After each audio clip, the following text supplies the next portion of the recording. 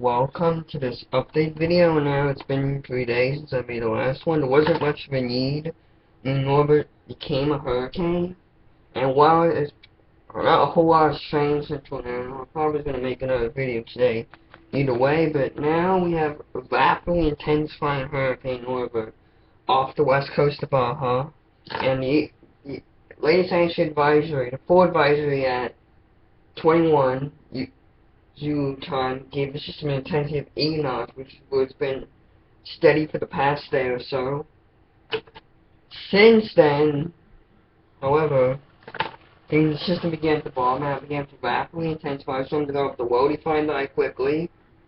It was surrounded by cooling cloud tops, and the intermediate advisory gave us 85 knots, and the latest ADCF file gave us 95 knots, making it and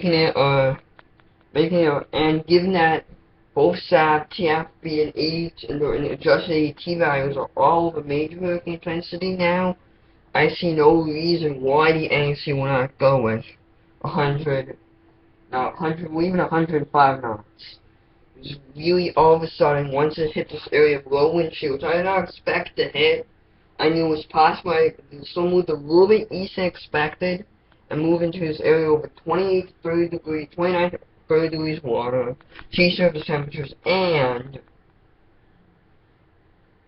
no wind shear. Now dust allowing it to once again. We've seen this happen so many times this season. Raw AT started skyrocketing, and once again, it is starting a phase of very rapid intensification. Now this phase is unlikely to last very long, because it is nearing cool, because it's going to be nearing some very dry air, cool waters. The shear is supposed to decrease slightly over the next 12 hours, so I give it about another 6 to 12 hours by morning's peak, possibly a Category 4 hurricane, and then weaken thereafter, and the moisture is still expected to be a lot of heavy rain, a lot of flash flooding to the area off the Baja California Peninsula. Even though some will be sent off the Baja California Peninsula, states like Arizona, Nevada, California are expected to get a lot of flash flooding, possible mudslides, and possible really flash flooding, turn around, don't drown. And obviously, it's also affecting the Baja California Peninsula. Currently, we have a hurricane warning up for the central part near Cabo San Lazaro and Puerto San Carlos, that area. And the core is about to make its closest approach to the peninsula. It should stay offshore, so that the hurricane force winds are still lightly clipping the coast. Probably making this the first time that hurricane force winds have occurred over this part of the world since Jimena in 2009. It'll probably go down on record as a hurricane strike. And right now, it's rapidly intensifying, and once again, it's a very unusual latitude.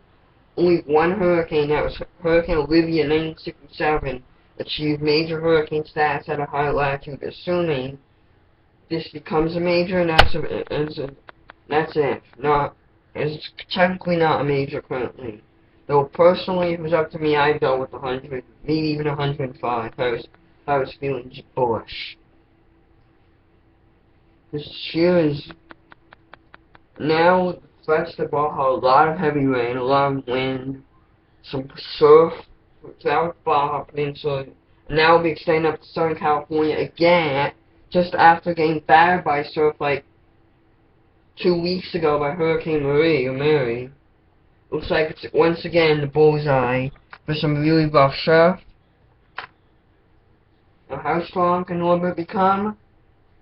We don't know. I will say that probably a mid-level Cat 4 is its ceiling. I mean, it would be truly unprecedented to have a mid-level Cat 4 in this part of the world. It is extremely rare to get majors higher than 20 north. This will be around 24 north if it does it. And we'll see. Also, I would know that any eastward gyro would probably keep the center offshore.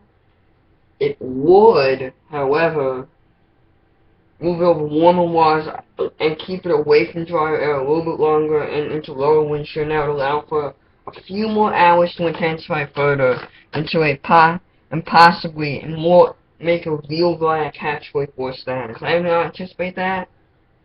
We'll see what happens. Obviously, East Pacific is once again proving a very statistically unlikely event happening. And really,